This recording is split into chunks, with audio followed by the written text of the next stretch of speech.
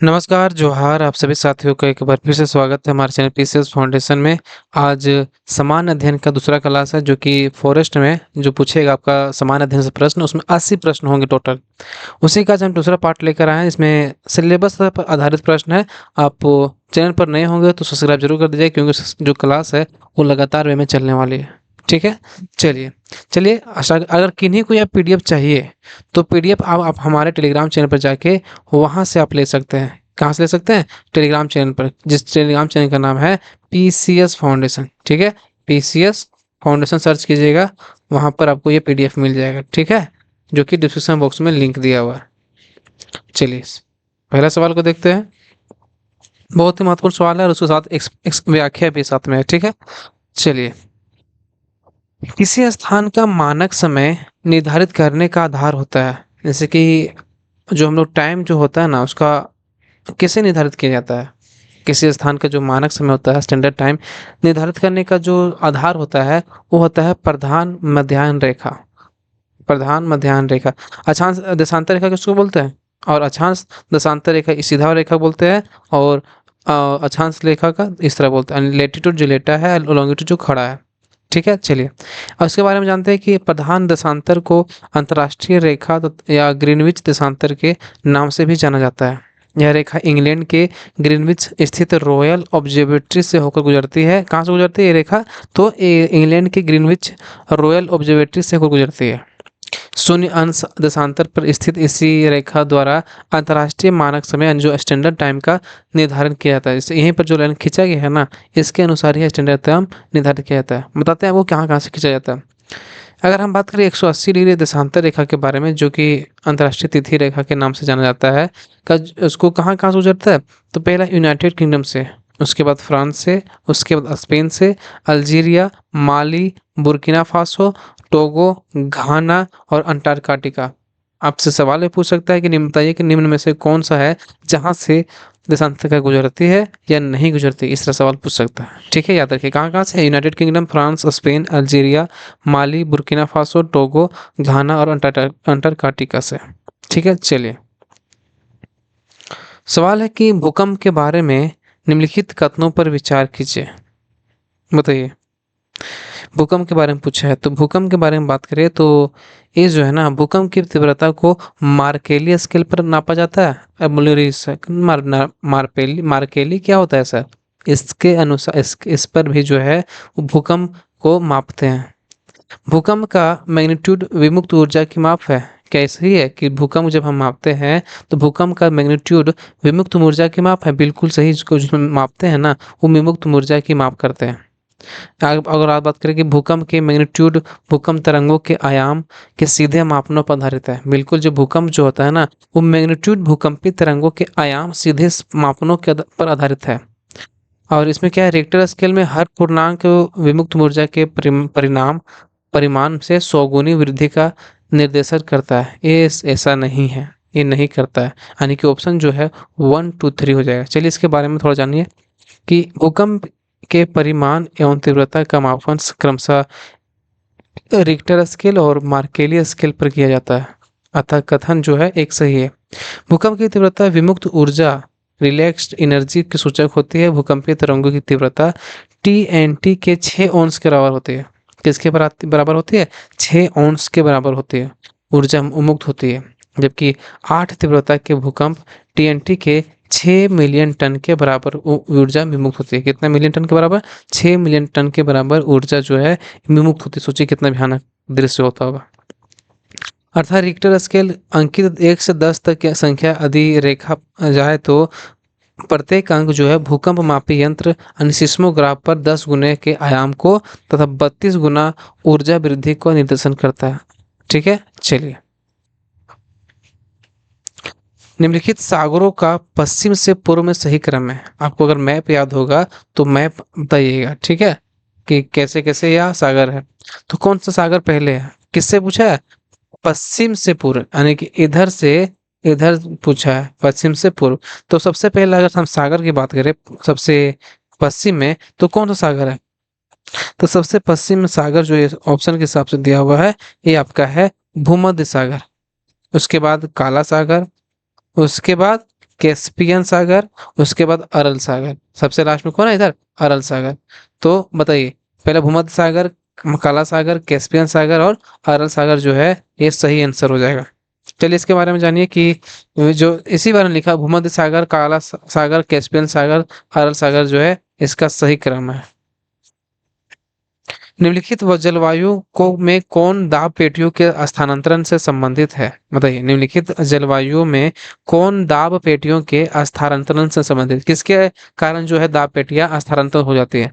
तो इसमें जो है ना, इसका जो सही आंसर है ये जो है आपका भूमध्य सागरीय जलवायु से और मानसूनी जलवायु से क्या होता है, दाब पेटियों का स्थानांतरण हो जाता है। किसके किसके कारण से? भूमध्य सागरीय जलवायु से और मानसून जलवायु से। ठीक है, यानी कि ऑप्शन जो दिख रहा है 2 और 3, यानी ऑप्शन नंबर सी। इसके बारे में जानिए, भूमध्य सागरीय जलवायु और मानसून जलवायु दाब पेटियों के स्थानांतरण से संबंधित है। हवाओं की वायुभार पेटियों के खिसकाव के कारण मानसून हवाओं का भी आविर्भाव होता है। क्या होता है? खिसकाव जो होता है ना, इसके कारण क्या होता है, मानसून हवाओं का भी आविर्भाव होता है। ठीक है, चलिए, भारत के निम्नलिखित राज्यों के समूहों में से कौन सा समूह पाकिस्तान की सीमा से बनता है? अगर आप मैप की बात करें तो आप अगर मैप थोड़ा सा भी याद होगा तो आप बता दीजिएगा। ठीक है, बताइए कौन सा समूह पाकिस्तान से सीमा बनाता है? तो बताइए आप लोग। आप जानते हो कि पंजाब बनाता है कि नहीं बनाता है? तो पंजाब बनाता है आपका, जम्मू कश्मीर ये भी तभी लड़ाई हो रहा है, राजस्थान भी, यहाँ पर भी राजस्थान बनाता है, तो था गुजरात।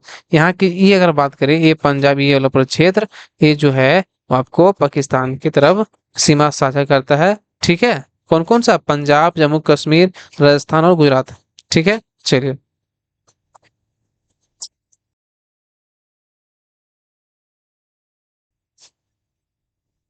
चलिए, पाकिस्तान के साथ भारतीय राज्य से पंजाब, जम्मू कश्मीर, राजस्थान, गुजरात सीमा बनाते हैं। और 31 अक्टूबर 2019 से जो है ना, 31 अक्टूबर 2019 से जम्मू और कश्मीर तथा लद्दाख केंद्र शासित प्रदेश के रूप में पाकिस्तान से सीमा बनाते हैं। अगर हम बात करें 31 अक्टूबर 2019 से जम्मू और कश्मीर तथा लद्दाख केंद्र शासित प्रदेश के रूप में पाकिस्तान से सीमा बनाते हैं। ठीक है, चलिए, क्योंकि 370 वहां से हट गया था ना, इसीलिए।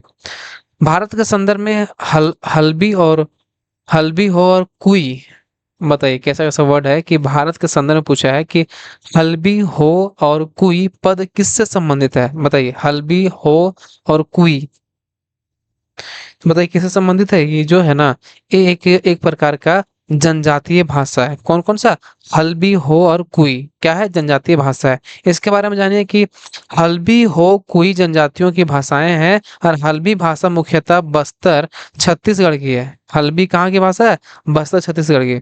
उड़ीसा से महाराष्ट्र तक फैली राजमुरिया, हल्बा, महार, परजा, लोहरा आदि जनजातियां इसे बोलती है। कौन कौन जनजातियां इसको बोलती है? तो राजमुरिया, हल्बा, महार, परजा, लोहरा, ये सब आदि जनजातियां जो है ये भाषा बोलती है। हो मुंडा परिवार का भाषा है। जो हो मुंडा, होलहा, कोल आदि जनजातियों द्वारा बोली जाती है। और इसका मुख्य क्षेत्र जो है पश्चिमी सुन झारखंड से है। कहाँ से है? झारखंड से है, जबकि बोलने वाले उड़ीसा से महाराष्ट्र तक फैले हैं। कई कुई से कुई एक ठो भाषा आया था ना, कुई जो है वो कांत द्रविड़ियन परिवार की भाषा है। कुई कहाँ के है? कांत द्रविड़ियन परिवार की भाषा है। यह मुख्यतः उड़ीसा के कंधमाल में कुई जनजाति द्वारा बोली जाती है। कहाँ पे? उड़ीसा के कंधमाल में कुई जनजाति द्वारा बोली जाती है। ठीक है, चलिए, भारत में मृदा अपक्षय समस्या निम्नलिखित में से किससे किनसे संबंधित है? भारत में मृदा अपक्षय समस्या निम्नलिखित में से किनसे संबंधित है? ये जो है ना आपका किससे संबंधित है? ये आपका वनोन्मूलन से संबंधित है। जो मृदा जो अपक्षय होता है ना, जैसे कि मृदा कटाव हो रहा है, किसके कारण होता है? आप जाके जंगल को काटिएगा, जो पकड़ के मिट्टी रखा हुआ है, तो काटने से क्या होगा? मिट्टी छोड़ देगा वो, तो मिट्टी ऑलरेडी वहां से बह जाएगा। तो आने कोई ऑप्शन जो है ये दो बी ऑप्शन सही है। बाकी इस कारण तो नहीं होता, इस कारण भी नहीं होता है। इसके बारे में जानिए आप थोड़ा सा कि भारत के जिन क्षेत्रों में वनोन्मूलन या वनस्पतियों का नाश किया गया है वहां मृदा अपरदन बहुत ही अधिक हो रहा है। इसका कारण है कि पेड़ पौधों की जड़ें मिट्टी को जकड़े रखती है, जिससे जल तथा वायु का अपरदन आसानी से नहीं कर पाते हैं। इसके अतिरिक्त पेड़ों के तने के बहाव की गति कम कर देते हैं। स्थानांतरण कृषि से वनों का वनाश होता है और मिट्टी कट जाती है। वेदिका कृषि मृदा अपक्षय की समस्या से संबंधित नहीं है। जो वेदिका कृषि दिया था ना, ये उस इससे संबंधित समस्या नहीं है। उष्णकटिबंधीय जलवायु मृदा अपर्दन के लिए या उत्तरदायी भी नहीं, यानी उष्णकटिबंधीय जलवायु जो है और मृदा अपक्षय, सॉरी, ये क्या बोलते हैं उसको, वेदिका कृषि, ये दोनों नहीं है। इससे मतलब वन का विनाश नहीं होता है। ठीक है, चलिए। निम्नलिखित में से कौन सा उद्दीपक फसल है? कौन सा फसल जो उद्दीपक, उद्दीपक जानते हैं किसको बोलते हैं? अरे चाय कॉफी जो हम लोग पीते हैं ना भाई, उसी को उद्दीपक फसल बोलते हैं। ठीक है, पेय पदार्थ वाला। तो उद्दीपक फसल कौन सा है इसमें? तो आप लोग जो है, इसका सही आंसर है चाय। और इसमें है कि उद्दीपक फसलों के अंतर्गत जैसे कि चाय आ गया, कॉफी आ गया, तंबाकू आ गया, अफीम आ गया, पोस्ता आ गया, धतूरा आ गया, भांग आ गया, सुपारी आ गया, आदि इत्यादि आदि क्या है, ये सब उद्दीपक फसलें आते हैं। जबकि गेहूं रबी फसल तथा मक्का व अरहर जो है खसी खरीफ फसल है। ठीक है, चलिए। निम्नलिखित में से कौन सी जोड़ी संस्था और संविधान के अनुच्छेद से सम्मिलित है? बताइए। इसमें चार ऑप्शन दिया हुआ है, कौन सा सुमेलित है, बताइए। तो भारत का सर्वोच्च न्यायालय 318 में है क्या? नहीं। भारत के निर्वाचन आयोग 324, बिल्कुल। अभी चुनाव हुए हैं तो इसीलिए हम इस प्रश्न को लिए हैं आपके सामने कि जो भारत के निर्वाचन आयोग जो है ना, अनुच्छेद 324 में है। बाकी आगे चलिए हम बताते हैं सबके बारे में। ठीक है, चलिए। भारतीय संविधान का अनुच्छेद 324 में निर्वाचन आयोग के गठन का प्रावधान है। निर्वाचन आयोग का गठन मुख्य निर्वाचन आयुक्त तथा ऐसे अन्य निर्वाचन आयुक्तों से किया जाता है जिनकी संख्या समय समय पर राष्ट्रपति द्वारा नियत की जाती है। अनुच्छेद अगर 124 में सर्वोच्च न्यायालय के गठन का प्रावधान है, जबकि यहाँ पर क्या गया है, यहाँ पर है, ये जो किया है ना, यहाँ पर अगर गठन पूछेगा तो 124 में। ठीक है, अगर यहाँ पर देखिए, और जबकि अनुच्छेद 318 में लोक सेवा आयोग के सदस्यों की कर्मचारियों की सेवा और शर्तें के बारे में, यहाँ क्या है, 318 जो है यहाँ पर होना चाहिए था। ठीक है, जो लोक सेवा आयोग से संबंधित है। आगे बढ़ते हैं और आगे बताते हैं कि विनियमन बनाने की शक्ति निहित है। संघ और राज्यों के लिए लोक सेवा आयोग का प्रावधान जो है अनुच्छेद 315 में है, उल्लेखित है। जबकि अनुच्छेद 332 में जो है राज्यों की विधानसभाओं में अनुसूचित जातियों और अनुसूचित जनजातियों के लिए स्थान का आरक्षण से संबंधित है। कौन सा अनुच्छेद 332? राज्य में महाधिवक्ता की नियुक्ति जो है ना, नियुक्ति संबंधी प्रावधान 165 में दिया गया है। किसमें दिया गया है? महाधिवक्ता के संबंधित प्रावधान ये दिया गया 165 में। जबकि अनुच्छेद 351 में ही हिंदी भाषा के विकास के लिए निर्देश दिए गए। कितना में? 351 में किसमें? हिंदी भाषा के विकास के लिए इसमें निर्देश दिए गए हैं। ठीक है, चलिए। सवाल है कि संविधान को 26 जनवरी के दिन लागू करने का निर्णय इसलिए किया गया क्योंकि, बताइए, 26 जनवरी को ही क्यों लागू किया गया था? कुछ तो कारण रहा होगा भाई साहब। तो ये जो है ना आपका, किस लिए लागू किया गया था? क्योंकि कांग्रेस ने इस तिथि को 1930 में स्वतंत्रता दिवस के रूप में मनाया था। इसी तिथि को क्या किया था कांग्रेस ने? तो कांग्रेस ने क्या किया था कि 1930 में स्वतंत्रता दिवस के रूप में मनाया था, इसीलिए 26 जनवरी 1950 को लागू किया गया था संविधान। ठीक है, चलिए।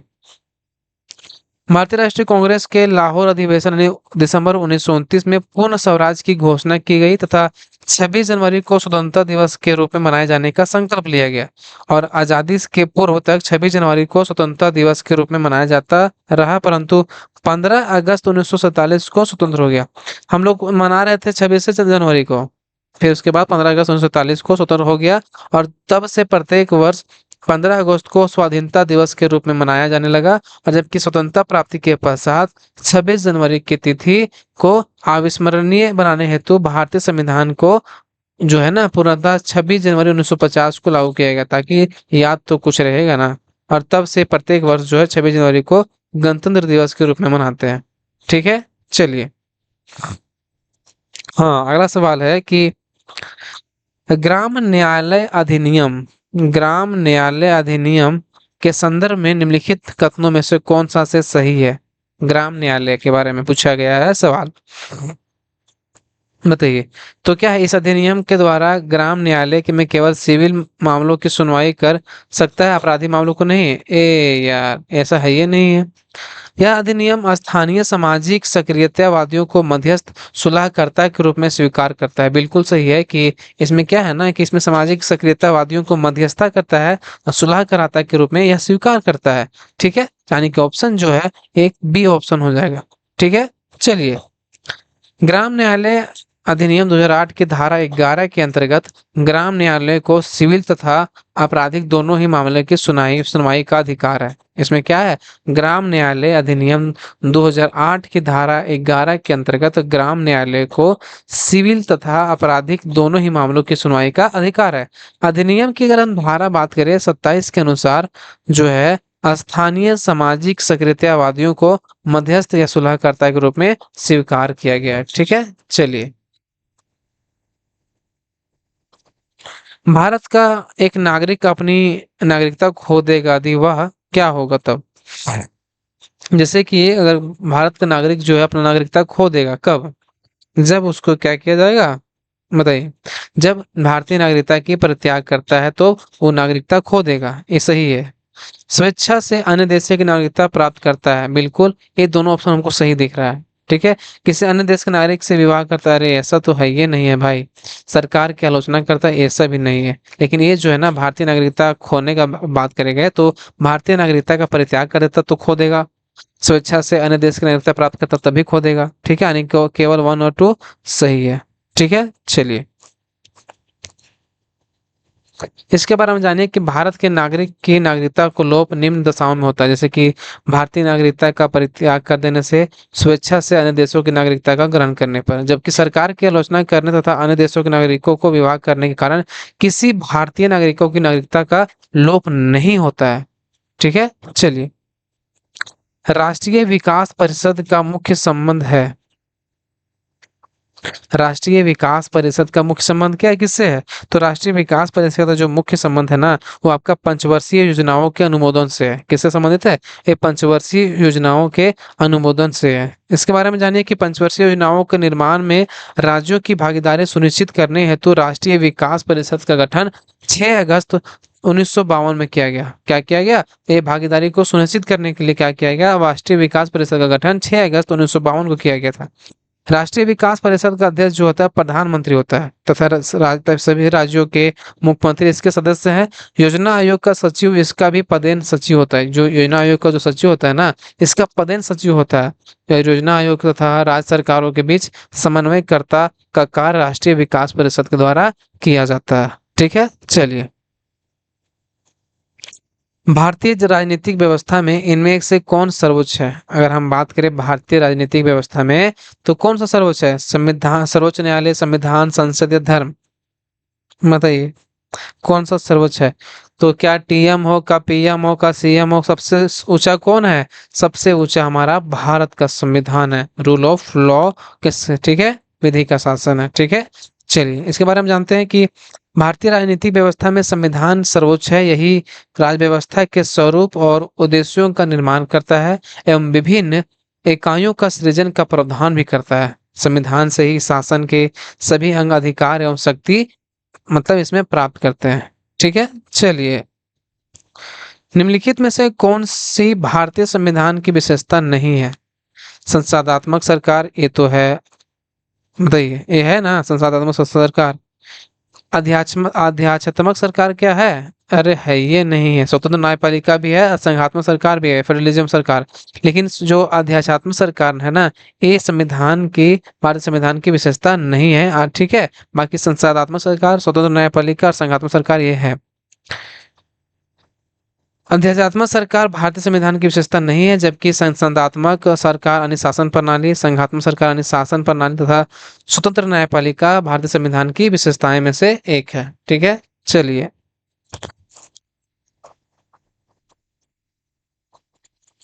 सवाल है कि निम्नांकित में से कौन एक दल बदल कानून के विरोध में आच्छादित नहीं है? निम्नांकित में से कौन एक दल बदल कानून निरोध में आच्छादित नहीं है? कौन सा नहीं है? इसमें नहीं है पूछा है। ठीक है, याद रखिएगा, ध्यान से क्वेश्चन को पढ़ने का प्रयास कीजिएगा कि यह किसी दल में एक साथ पूर्ण बदल किसी दल में एक साथ पूर्ण दल, ये तो है लेकिन नहीं पूछा है। किसी दल में विभिन्न चरणों में बड़े पैमाने पर ये तो गलत बात है। ये पूछा है ना कि क्या पूछा है कि किसी दल में विभिन्न चरणों में बड़े पैमाने पर दल बदल, ऐसा संभव है क्या? ऐसा है ये नहीं है। एक साथ लघु दल बदल ये हो सकता है, लेकिन ये मतलब आपको गलत पूछा है। ठीक है, याद ध्यान रखिएगा। संसद में, ठीक है, अब हमको तो आंसर मिल गया है, किसी दल में विभिन्न चरणों में बड़े पैमाने पर दल बदल नहीं हो सकता है। चलिए, भारतीय संविधान के 52वें संविधान संशोधन 1985 द्वारा 10वीं अनुसूची में के तहत दल बदल के आधार पर निहरता संबंधी उत्पन्न किए गए। इसमें किसी दल के एक साथ पूर्ण दल बदल, एक साथ लघु दल बदल और दल के प्राधिकृत व्यक्ति निर्देश के विरुद्ध मतदान करने संबंधी प्रावधान है। इसके अंतर्गत भारत में प्रथम बार राजनीतिक दलों का संवैधानिक मान्यता प्रदान की गई है। इस कानून के तहत किसी भी दल में विभिन्न चरणों में बड़े पैमाने पर दल बदल की परिस्थिति का उल्लेख नहीं है। ठीक है, चलिए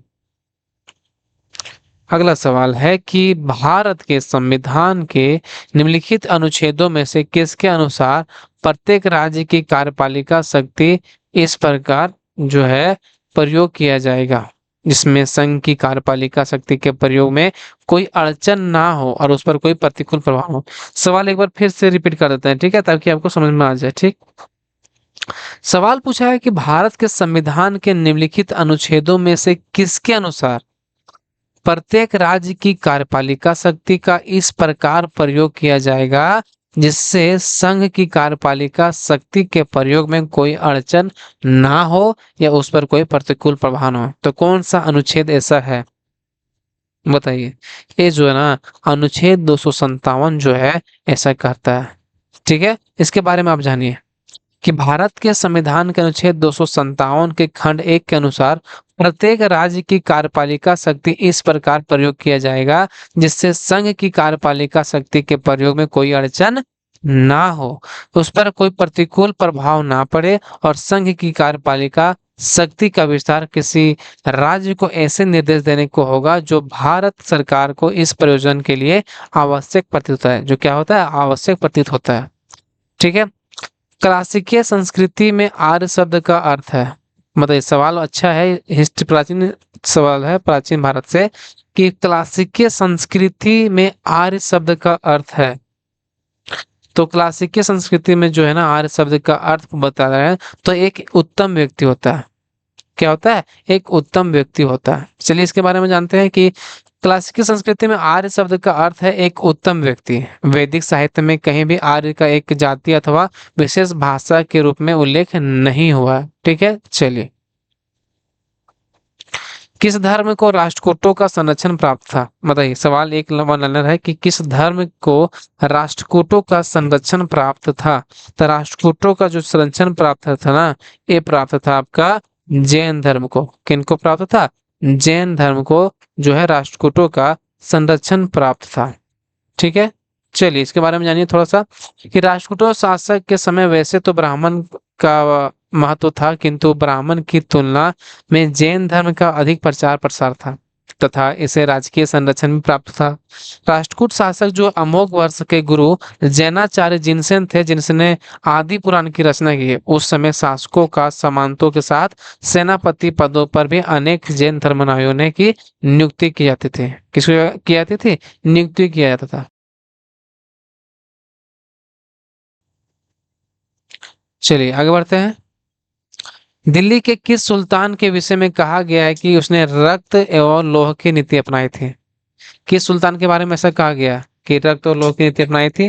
तो रक्त और लौह की जो नीति अपनाया था ना, ये अपनाया था अपने बाप कौन सा? हमारे बलबन जी, बलबन साहब जी क्या किए थे? रक्त और लौह की नीति इन्होंने अपनाए थे। ठीक है, इसके बारे में जानिए कि बलबन का विषय में कहा गया है कि उसने रक्त और लोहे की नीति अपनाई थी। अब बलबन के राजत्व सिद्धांत की दो मुख्य विशेषताएं थी। प्रथम अगर बात करें, प्रथम सुल्तान का पद ईश्वर के द्वारा प्रदत्त होता है और द्वितीय सुल्तान का निरंकुश होना आवश्यक है।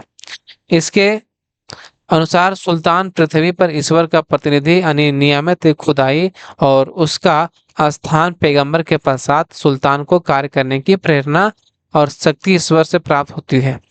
इस कारण अगर हम बात करें जनसाधारण या सरदारों को उसके कार्यों की आलोचना का अधिकार नहीं है। ठीक है, इसका आलोचना कोई अधिकार नहीं है। चलिए आगे बढ़ते हैं। ईश्वर केवल मनुष्य के सद्गुण को पहचानता है। ठीक है। इसका अगर पीडीएफ चाहिए ना तो कहाँ मिलेगा पीडीएफ पता है ना, टेलीग्राम चैनल पे। ईश्वर केवल मनुष्य के सद्गुण को पहचानता है तथा उसकी जाति नहीं पूछता। आगामी दुनिया में कोई जाति नहीं होगी। यह सिद्धांत किस भक्त संत का है, भक्ति संत का है, बताइए। ईश्वर केवल मनुष्य के सद्गुणों को पहचानता है तथा उसकी जाति नहीं पूछता। आगामी दुनिया में कोई जाति नहीं होगी। यह सिद्धांत किस भक्ति संत का है?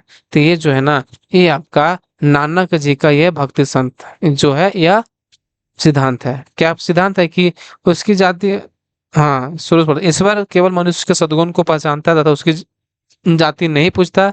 आगामी दुनिया में कोई जाति नहीं होगी। ये किसने कहा था? नानक जी ने।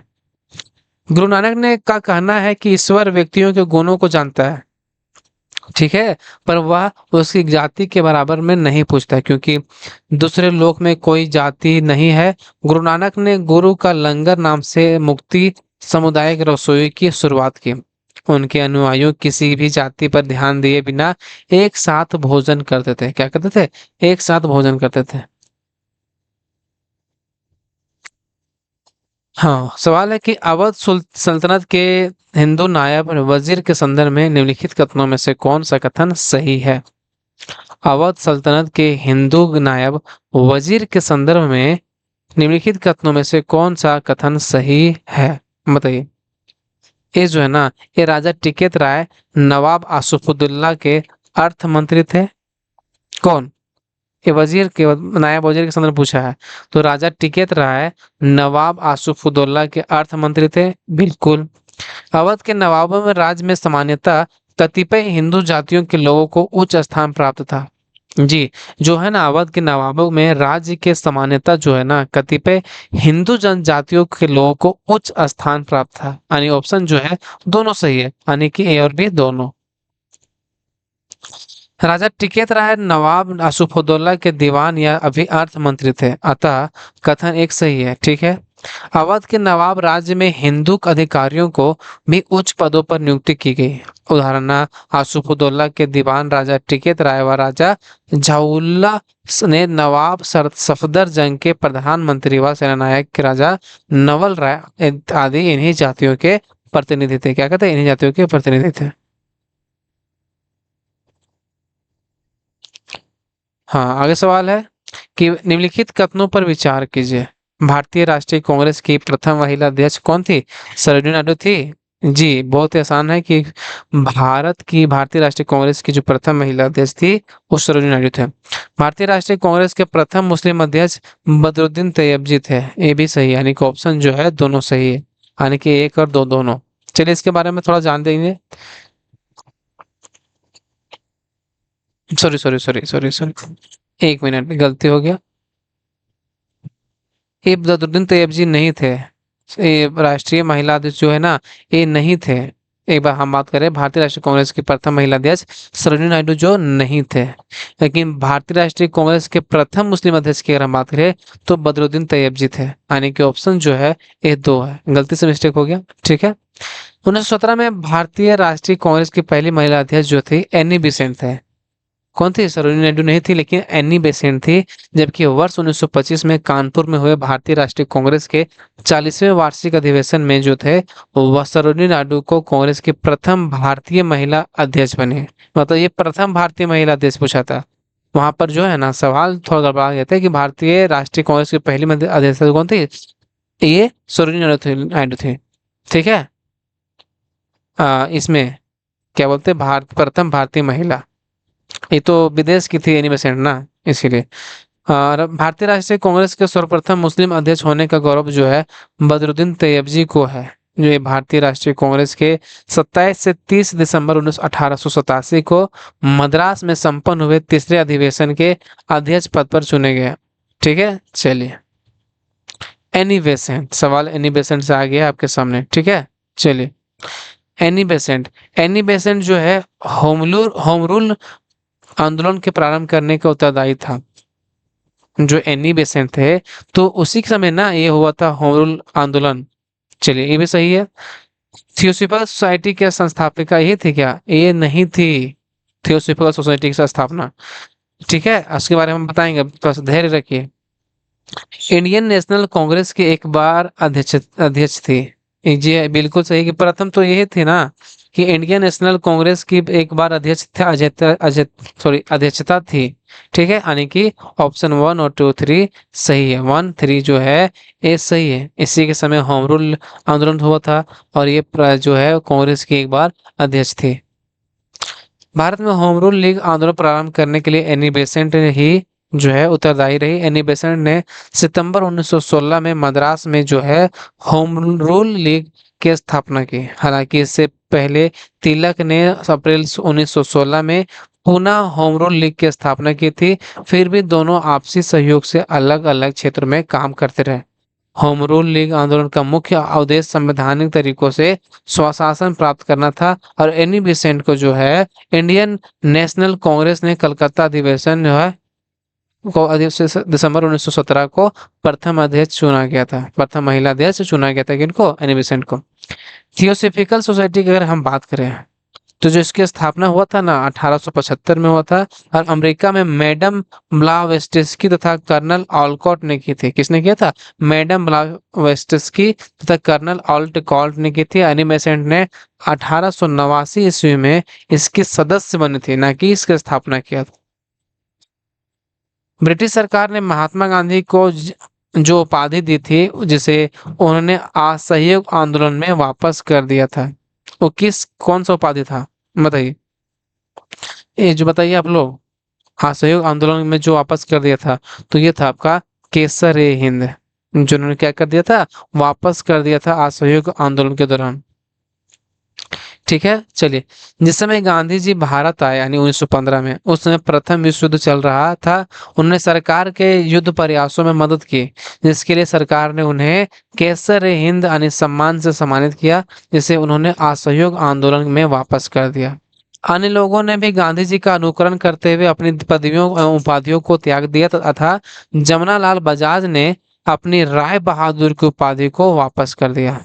देखे कि गांधी जी वापस कर दिए हैं, तो सबसे क्या उससे लोग प्रभावित हुए और अपने अपने भी उपाधि जो जो मिला था वो भी वापस कर दिए हैं। ठीक है, चलिए।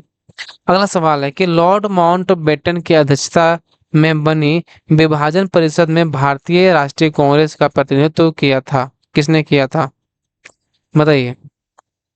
लॉर्ड माउंटबेटन जो है अध्यक्षता में बनी विभाजन परिषद में भारतीय राष्ट्रीय कांग्रेस का जो है प्रतिनिधित्व कौन किया था? तो ये किए थे आपका जवाहरलाल नेहरू और सरदार पटेल जी ने इसका क्या हुए थे? प्रतिनिधित्व किए थे।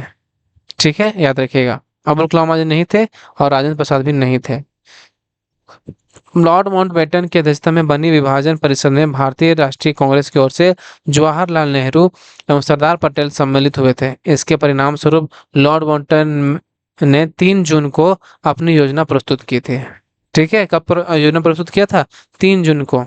चलिए, आज के सवाल यहीं पर समाप्त हुए। अगर वीडियो अच्छा लगेगा तो लाइक जरूर कर दीजिएगा और चैनल पर नए होंगे तो सब्सक्राइब भी कर दीजिएगा। अगर रही बात पीडीएफ की, तो पीडीएफ आपको कहाँ मिल जाएगा? टेलीग्राम चैनल पे मिल जाएगा।